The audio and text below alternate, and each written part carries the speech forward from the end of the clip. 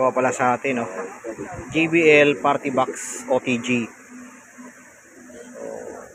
Walang power. Kala ko mura lang. Ay, 20,000 pala bago nito mga idol. So, hindi ko matesting sa Bluetooth. Power on. Kasi ginagamit kong pang video cellphone. Nga, diba?